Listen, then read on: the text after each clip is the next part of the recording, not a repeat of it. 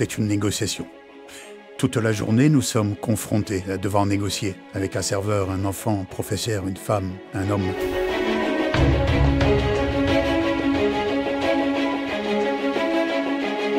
Aujourd'hui, dans notre monde capitaliste hyper connecté, savoir vendre est devenu un art indispensable.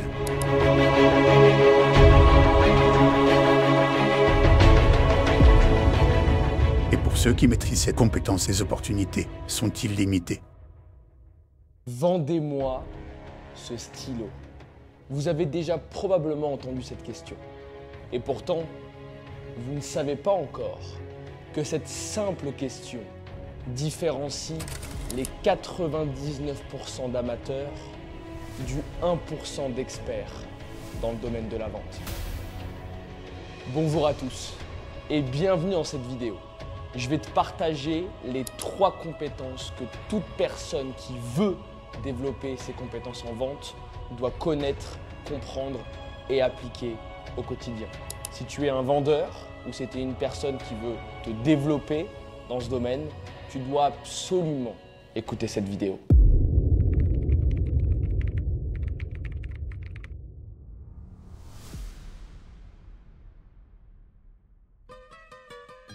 La compétence numéro 1, l'écoute active.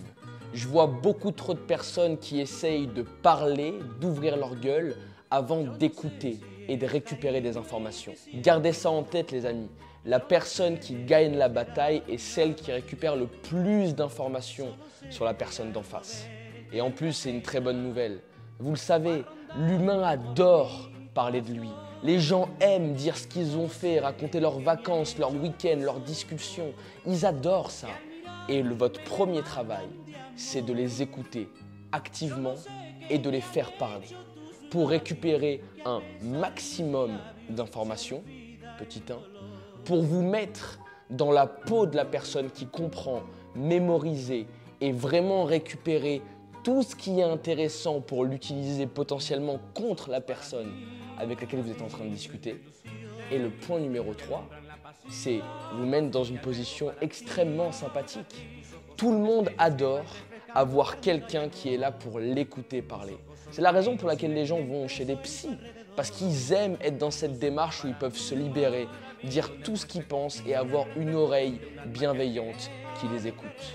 En étant un écouteur actif, vous vous mettez dans la posture de la personne qui creuse, récupère des informations et est une oreille sympathique et bienveillante qui est prêt à tout recevoir, tout entendre et tout enregistrer. Comment être techniquement dans l'écoute active?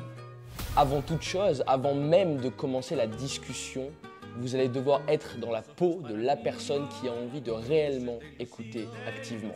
On va mettre en place un premier principe, le principe de similarité. On dit plus de choses, on a plus confiance, on a envie de plus discuter avec une personne qui nous ressemble ou qui a l'air de nous ressembler. Et ça, c'est le premier point. Si vous voulez réellement ouvrir le cœur de la personne d'en face, alors non pas au sens littéral, évidemment au sens figuré, récupérer tout ce qui est au fond d'elle, aller creuser, vous allez devoir vous calibrer et vous synchroniser à cette personne. Petit 1, calibrez-vous en termes d'énergie, en termes de posture, en termes d'attitude. Vous devez lui ressembler. Techniquement, si une personne est allongée sur un canapé, allongez-vous sur un putain de canapé. Ça ne veut pas dire que ça va tout changer, ça veut dire qu'au plus vous vous calibrez à la posture, l'attitude dans laquelle elle est, au plus vous allez avoir de chances de sembler sympathique et similaire à elle. Et donc par définition, au plus vous avez de chances de récupérer des informations intéressantes. C'est un jeu extrêmement intéressant de s'amuser à se calibrer aux personnes d'en face, à les reproduire, à se mettre dans la même posture, la même énergie, la même attitude, le même comportement. Ça, c'est ultra important. C'est en ça que l'écoute active débute avant même que le premier mot sorte de la bouche de la personne d'en face. Calibrez-vous. Point numéro 2, il faut se synchroniser. Quand vous allez discuter, quand la personne va parler, c'est important que vous soyez pas quelque chose qui vient perturber. Ne soyez pas cet élément perturbateur. Soyez dans le bon sens. brossez-la dans le sens du poil. L'objectif en écoute active n'est pas de perturber et de mettre face aux incohérences.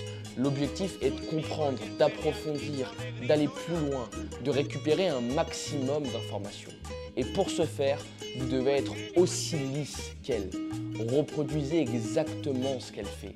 Si la personne parle doucement, parlez doucement.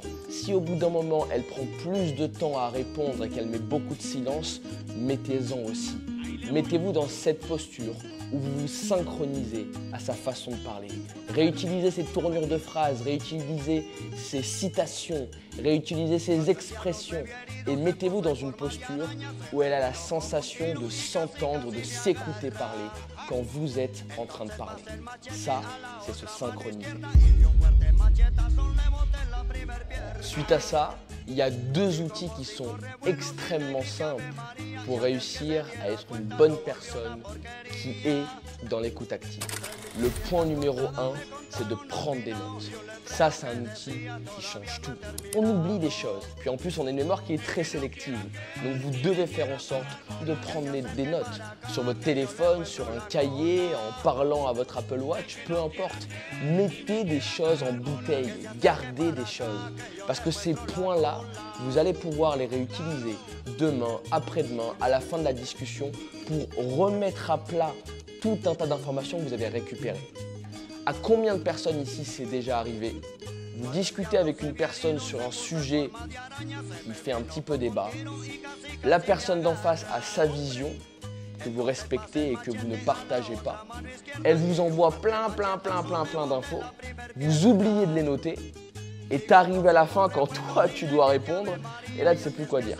Parce que tu as oublié la moitié des choses qu'elle a dit, tu voulais dire quelque chose de différent, tu te rends compte qu'en fait ça n'a pas fonctionné parce que tu te rappelles plus de la chose exacte sur laquelle tu voulais rebondir.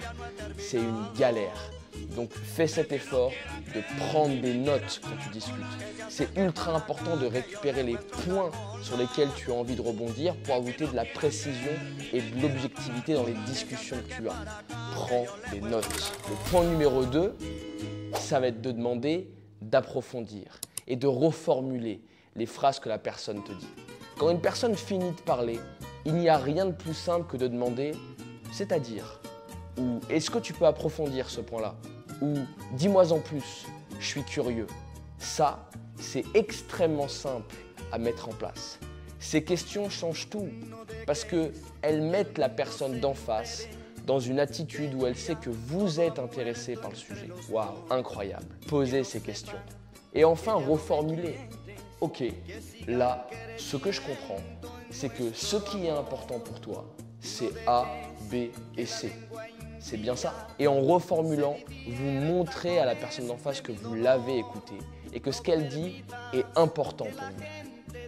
There you go. Je vous propose un exercice maintenant pour mettre en place dès la fin de cette vidéo un début d'écoute active. Parce que c'est bien beau de donner des conseils. Moi, ce que je veux, c'est que tu appliques. Ce que je veux, c'est donner à tout le monde la possibilité de devenir un bon communicant, un bon vendeur. Alors fais quelque chose.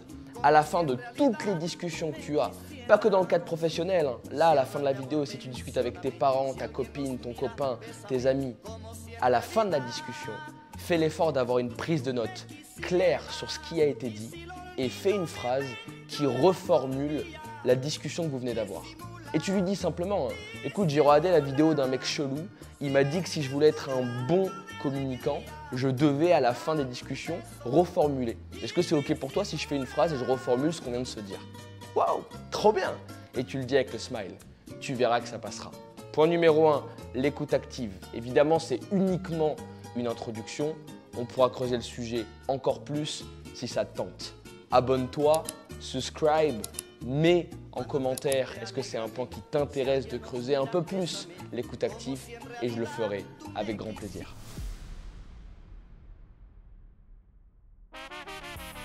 Le point numéro 2, l'un des outils les plus importants que je répète tous les jours à mes équipes de vente, la questiologie. Albert Einstein disait « Si j'avais 1 heure pour répondre à un problème dont ma vie dépend, je passerais 55 minutes à trouver la bonne question et 5 minutes à y répondre. » Il avait compris le pouvoir de la questiologie. C'est un outil qui a été mis en point en plus par un Français et qui explique théoriquement comment fonctionnent les questions. Comprenez quelque chose, vous aujourd'hui, toi qui m'écoutes, tu utilises qu'une infime partie de toutes les questions possibles et imaginables que tu pourrais utiliser. Et c'est tellement triste, parce qu'à chaque question que tu utilises, tu reçois une réponse. Donc, dans la mesure où tu es en capacité de construire toutes les questions possibles et imaginables, imagine l'infinité des possibilités. Tu peux tout obtenir, toutes les réponses, toutes les informations, tous les plans d'action, tout ce que tu n'as jamais rêvé d'obtenir se cache derrière la question, cette nouvelle question que tu n'as jamais posée et que tu t'apprêtes à poser à la bonne personne. C'est ça que j'ai envie de t'expliquer aujourd'hui. Comment arrêter les pourquoi, comment, c'est-à-dire ces questions que tout le monde entend toute la journée. Et comment aller plus loin, poser des vraies questions qui te permettent de récupérer ce qui est important pour toi. Une question se compose de 3 parties. La partie numéro 1, c'est un geste mental. Autrement dit, quel est le geste, le schéma que le cerveau de la personne va devoir effectuer pour répondre à cette question. Par exemple, tu peux lui demander de résumer, de décrire, de raconter. Il existe tout un tas de gestes mentaux que tu peux appliquer à une question pour mettre le cerveau de la personne d'en face dans un certain état. Le point numéro 2, c'est la posture. Dans quelle posture tu mets la personne, l'interlocuteur, pour qu'elle réponde à cette question? Est-ce que tu lui demandes de répondre en tant qu'acteur, en tant qu'observateur, en tant que personne qui était insider à l'intérieur de ce qui s'est passé? Tu as le droit de positionner ton interlocuteur dans plein de postures différentes qui va le faire réfléchir d'une manière différente. Parce que oui, en fonction de ce que tu mets dans ta question, la personne d'en face va réfléchir et donc répondre différemment. Le point numéro 3, c'est le sujet. Ça ne dépend pas de toi, ça dépend de la conversation. Quel est le sujet de la conversation? Et tu vois, le point trop important sur lequel j'ai envie de t'amener, pareil, Questiologie, je pourrais en parler pendant 10 heures. Je fais des heures et des heures de conférences et de séminaires sur la questiologie. Donc c'est un truc qui me passionne et qui va changer ta vie. Pareil, si tu es intéressé, mets-le en commentaire. On ira plus loin là-dedans. Ce qui est le plus important pour toi et ce que je veux que tu comprennes, c'est qu'à partir d'aujourd'hui, j'aimerais vraiment que tu poses une question uniquement si tu sais dans quel but tu vas la poser. Il y a 2 exercices que je te demande et que je te propose pour encore une fois appliquer la questiologie dès la fin de cette vidéo. Exercice numéro 1. Quand tu es en train de discuter avec quelqu'un et que tu t'apprêtes à poser une question, stop, prends 5 secondes pour toi et demande-toi quel est l'objectif de cette question. S'il n'y a aucun objectif concret, tu utilises la stratégie STFU, shut the fuck up, parce qu'on ne dit rien quand on n'a rien à dire. Le silence a beaucoup plus de valeur qu'une connerie, selon moi. Et si tu sais dans quel objectif tu as envie de poser cette question, eh ben crée une question qui est tournée vers l'objectif. Si tu as envie d'avoir du détail, demande à la personne de te détailler les choses. Si tu as envie qu'elle te raconte l'histoire pour que tu puisses la re-raconter, demande-lui de te raconter l'histoire comme si elle était un storyteller hors pair. Mets-toi dans une posture où à chaque fois que tu poses une question, tu sais pour quelle raison tu poses cette question, dans quel objectif tu la poses. Et évidemment, fais en sorte que la question que tu poses soit tournée vers le bon objectif. Construis ta question en fonction de ton objectif. Ça, c'est l'exercice absolument essentiel. L'exercice numéro 2, c'est de faire en sorte qu'à chaque nouvelle discussion, tu poses une nouvelle question que tu n'as jamais encore osé poser. Rappelle-toi l'infinité des possibilités. Aujourd'hui, si tu utilises 5% des questions possibles sur Terre, dis-toi que tu as 95% de réponses que tu n'as jamais obtenues. Donc fais l'effort à chaque nouvelle discussion de poser une nouvelle question que tu n'avais jamais posée jusqu'ici. Et ça va tout changer. Si tu le fais une fois par jour, on se retrouve dans 365 jours, 1 an. Et tu verras que ton éventail de questions aura été multiplié par 10, 20, 30, 50, 100. Tu seras une personne changée et un questionologiste, le terme n'existe pas, une personne qui sait poser les bonnes questions au bon moment pour récupérer les bonnes réponses qu'elle attend.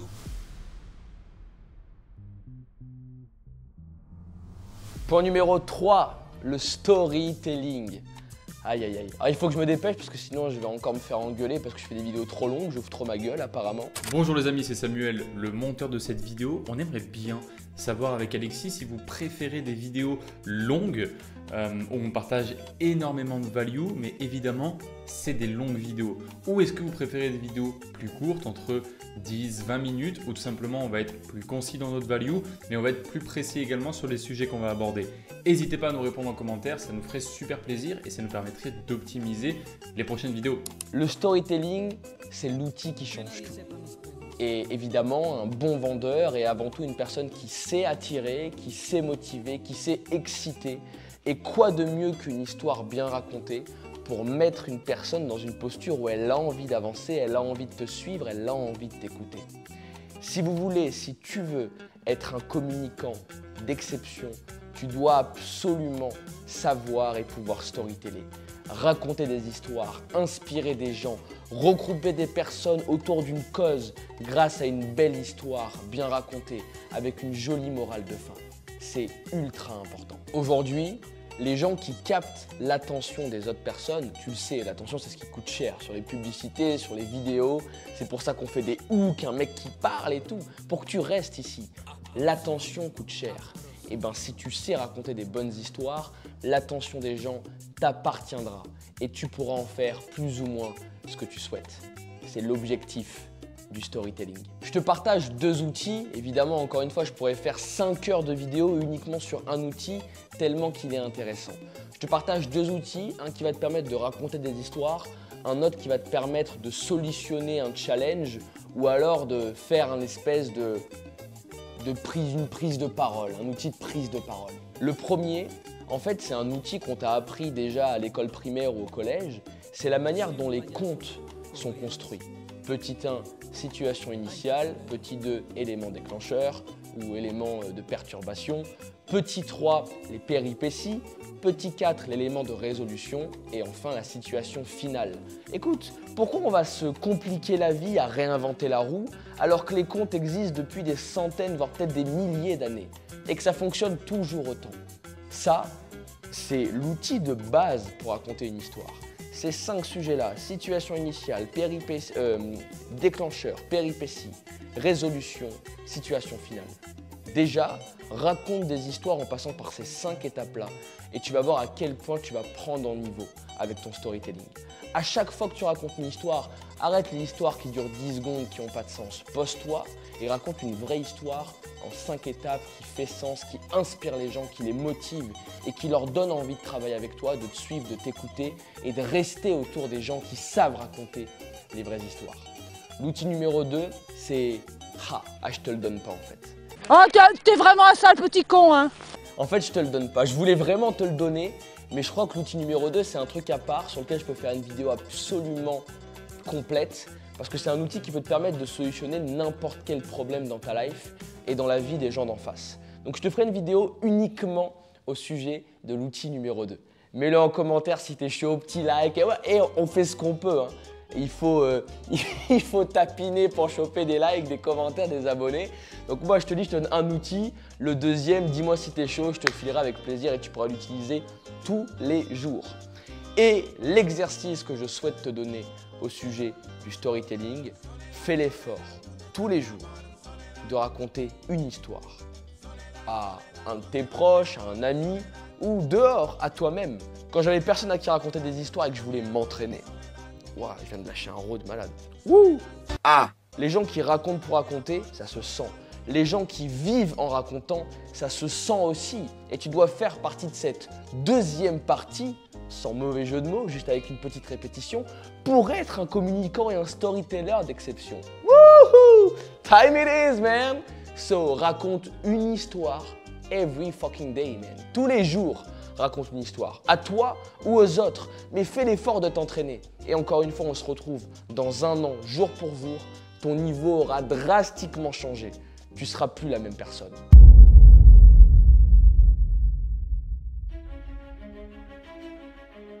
Depuis les marchés animés de l'Antiquité jusqu'au sommet scintillant des gratte-ciel modernes, une compétence a tracé son chemin à travers l'histoire, la capacité de vendre. Aujourd'hui, vous avez découvert le secret caché derrière cet art ancestral, incarné par ce simple stylo. Les petits loups, chaque jour est une chance de développer vos compétences, de les mettre au service de votre vie et des objectifs que vous avez vraiment envie d'atteindre. J'ai juste fait une simple introduction au domaine de la vente et je vous ai introduit 3 compétences clés qui vont te permettre d'être un communicant et un vendeur d'exception. Ça, rappelle-toi, ça va changer ta vie. Si tu veux me récompenser, fais un truc. Ne me remercie pas, applique ça. S'il te plaît, applique-le tous les jours. C'est pour toi que tu le fais. Et encore une fois, on se retrouve dans un an, tout aura changé. Et la prochaine fois que vous tenez un stylo, souvenez-vous de ce voyage, car au-delà de l'encre et du plastique, il symbolise votre engagement envers l'excellence. L'attention est utilisée et appartient aux gens qui savent raconter des histoires et qui savent parler. Si t'en as marre de faire partie des gens qui se font aspirer le cerveau et qui répondent pas, partage cette vidéo à tous les gens de ton entourage parce que tu dois, c'est ton devoir de les sortir de l'ignorance. Parce que le prix de l'ignorance aujourd'hui sur ce domaine qui est la communication, il coûte très cher. Merci beaucoup d'avoir suivi cette vidéo. Like, commente, abonne-toi, envoie du commentaire, partage à tout le monde pour les sortir de la galère. J'aimerais que des écoles écoutent ces vidéos. Cette vidéo que j'ai faite devrait être d'intérêt public, les amis. Ça va changer la vie de tout le monde. On arrive, on est chaud. Et bien sûr, garde en tête que tout réussit à qui rêve, ose, travaille et n'abandonne jamais. Donc félicitations, en arrivant sur cette vidéo, tu as rêvé et osé de cliquer. Maintenant, il te suffit juste de travailler et de le faire tous les jours. See you there. Et n'oubliez jamais, dans un monde de transactions, celui qui sait vendre a le monde à ses pieds.